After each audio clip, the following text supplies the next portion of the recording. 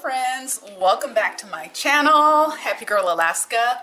I'm Terry, and if you're new here, welcome. Alright, so in today's video, what I want to do is talk to you about what I experienced leading up to my post-op breast reduction appointment. So the 1 week mark. I mentioned before some of the things that I experienced on the day of surgery. And throughout the process of my recovery, I've had different types of experiences. And what I'll say is that what I'm going to describe to you today is not a guarantee that it's going to be your experience, but I just wanted to share mine. Again, to give you a little bit of background, I am over 40, I am 5'7", and since my last video, I lost 5 pounds, so I weigh 150. And my bra size, my previous bra size was a 32H, and I am now either a 32C or a 32 full C or 32D. I won't know what size I am. It takes about a year to fully see what size your breasts are, but I'm supposed to be somewhere within that range. Okay, so let's get into it. Okay, so first off, I want to remind you all that the type of surgery that I had for my breast reduction was the anchor method, and I'll put a diagram up here on the screen. There are 2 ways that the surgeon can perform the procedure. One is called the lollipop method, and then the other one is the anchor method, and the procedure I had was the anchor. All right, so 1 week after I'd had my surgery, I was scheduled to come in for a 1 week post-op visit. And I didn't see my surgeon for that visit. I saw the, oh gosh, what was she called? A medical assistant. And basically what she did is she took a look at my breast to make sure that there wasn't any leaking. She removed the tape and she checked to make sure that there wasn't any infections and that things were healing the way that they needed to. One thing that I would suggest is throughout the process of, at least up until the first and maybe even the second week post-op, the clothing you'll want to wear is, I would say, a zip up or a button up. I wouldn't recommend something that you have to pull over your head or have to do a whole lot of arm movements, because again, you're going to be advised not to lift your arms beyond this height. And for me, just to kind of skip ahead a little bit, I didn't start wearing pullovers again until I was about 3 weeks into my post-op recovery. So yeah, what they did is she removed the tape, and I didn't know this was going to happen at my visit. She removed the tape. I didn't know they were going to do this.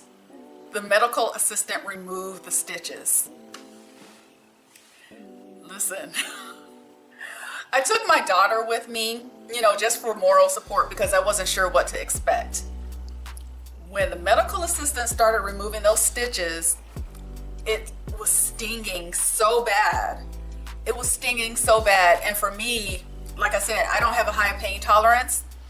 And in my mind, I was thinking, if she takes any longer, we're gonna have to take a break before she can finish removing these stitches. But then I was like, it's gonna take longer to get this whole process over with. So I sat there and I kind of bared it, but I told her while she was removing the stitches, I was like, oh my gosh, that really stings.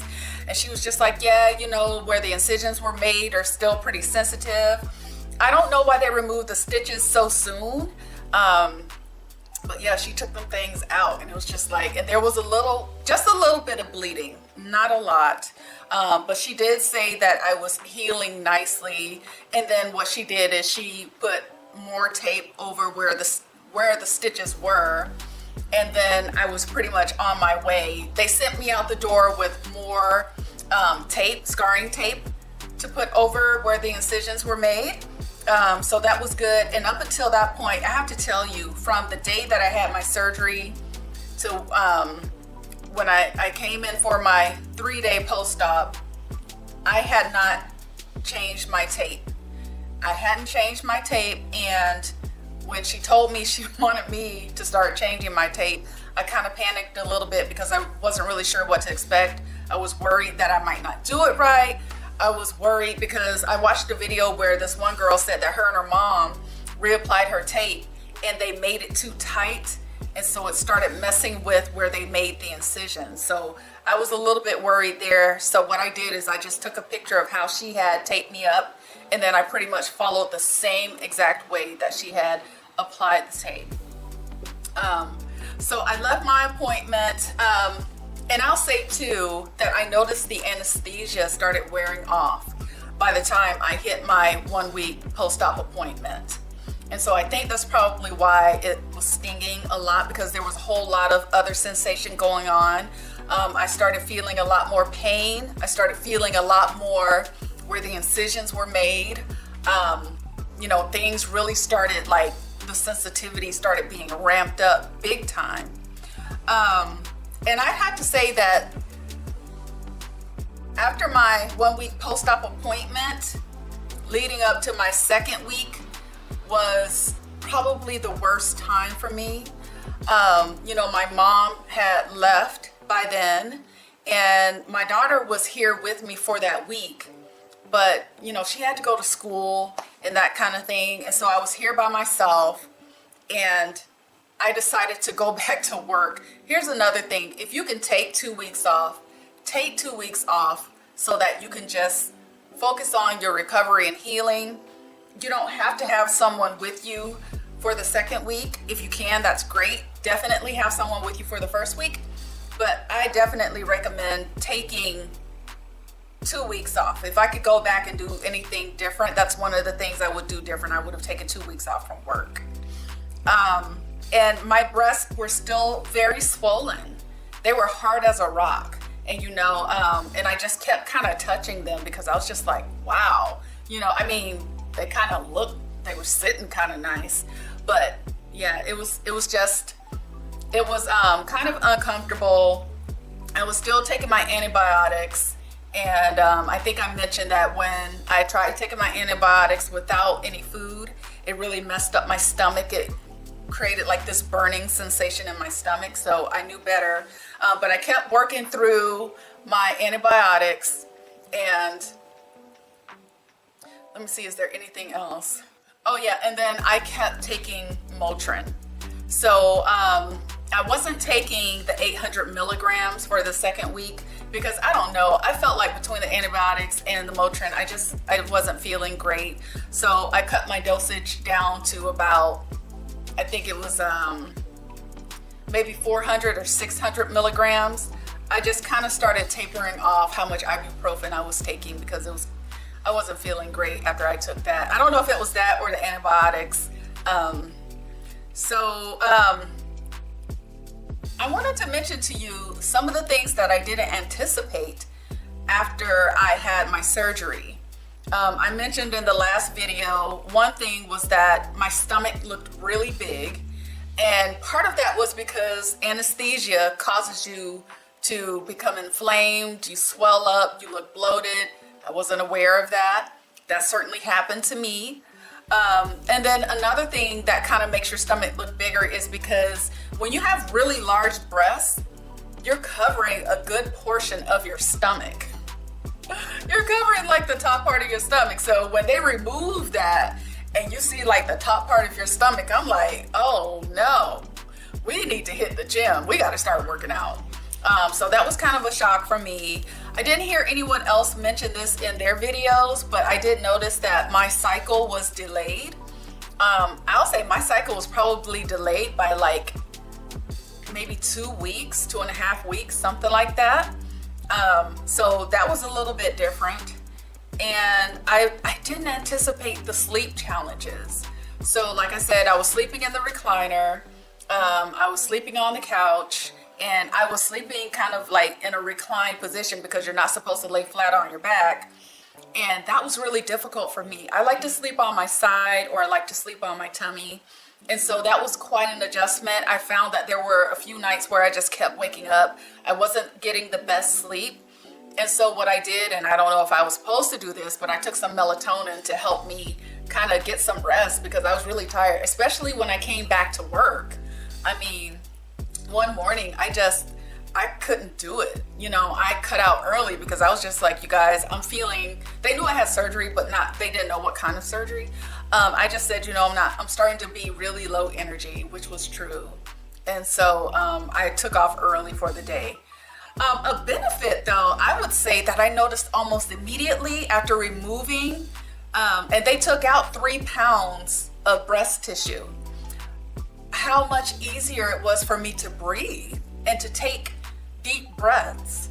And I guess if you think about it, they removed almost 5 pounds of breast tissue. So I guess if I were to set a 5-pound weight on my chest, it would kind of remind me of how much weight was sitting on my chest that entire time. And so I was just like, wow, I mean, it's, I don't know. I feel like I have more mental clarity, maybe because I'm getting more oxygen now, but did I hear anybody? Yeah, I heard a couple ladies mention that they noticed that it was easier for them to breathe and to take deep breaths. Okay, another thing that I will say that I started noticing once the anesthesia started wearing off is that I started getting pain. I started getting pain like right up in here. And I wasn't sure if that was normal. So I went ahead and took to Google, and sure enough, after you've had breast surgery of any form, you can expect to start feeling some soreness, kind of like in your rib cage or just above your rib cage. And I thought that was really weird. I didn't know what was going on. I was just like, oh my gosh, is this a complication from having the surgery? But it's not. I've watched some of the videos where they're doing the breast reduction, and there's some tugging, it looks like, that happens. I don't know if that happens in every single case because I didn't watch too many of them. But yeah, that soreness around my ribs was just like, it caught me off guard, but I was glad to see that it was normal. When I mentioned it to my doctor, she said it was normal. So yeah, I would definitely say though, 1 week after the surgery, especially when the anesthesia started wearing off, that's when it became really painful and kind of difficult. And I feel like I got a little depressed. And that's why I wish I would have taken that 2nd week off from work. But you know what? You can still push through. I pushed through it. So yeah, I think that's all I'm going to share today. If you have any questions, please leave your comments below. The next video I'm going to put out, I'm going to be talking about the types of food that can either help or hinder your recovery. So food and drink that could possibly help or hinder your recovery. So I think that's going to be a really good one. I didn't see that video. Before I end this, I'm going to include a chart that kind of shows you what to expect as you're going through your surgery. I borrowed it from another YouTuber that I saw. I'll see if I can, I liked her video, so I'll include a link to her video because I think she did a really good job kind of sharing her experience. And then she also included this chart, which was almost to the T for me. Not saying it'll be to the T for everyone, but okay, here, I'll just cover it. Why don't I speak to it? Okay, so what it says here, this is a guide to the stages of recovery only. Everyone heals differently, so your results may vary. And it says here, day 1 through 7, you may have some discomfort for a week. Mild painkillers will help with this, but avoid taking aspirin. And that's the thing. So my doctor told me I could either take Motrin or I could take Tylenol, and I prefer Motrin. It also says keep walking around to avoid post-operative complications. So they want you up and walking around, and my doctor said even if it's just getting up, going from the living room to your bedroom, getting up to go to the bathroom, just walking around in your house. And I think that helps in the prevention of blood clots. And then one more thing it says here, surgical bra to be worn day and night for about 3 weeks. And y'all, I've been wearing my surgical bra. I'm going on week 4. And to me, it's so comfortable. I tried to go out and buy one of those zip bras, but it was uncomfortable to me. It just didn't work. Week 2, it says, let's see. Might pull and hurt a little when you move around, which is true. Any non-dissolvable stitches will be removed. They removed mine after the first week. 1 week after surgery, they removed mine, so this is a little different. Gradually begin to increase your activity. Depending on your job, should be able to return to work from 2 weeks. So it says 2 weeks here too. Drive only when you feel safe to do so. And then it says when you're in weeks 4 through 6, avoid lifting or pushing anything heavy for at least 4 weeks. No need to wear a bra during the night, but keep one on during the day. Loss of sensation to breast and nipple area continues to improve. So I'll revisit this chart here. Like I said, I feel like this came in handy big time for me in helping me understand what it is that I could expect as the weeks go on. For some of you, your doctor may provide a chart like that for you so you know what to expect, but I wanted to go ahead and share that before I ended this video.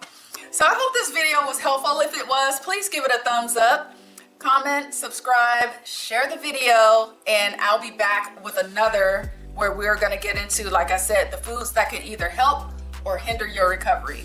Take care. Bye.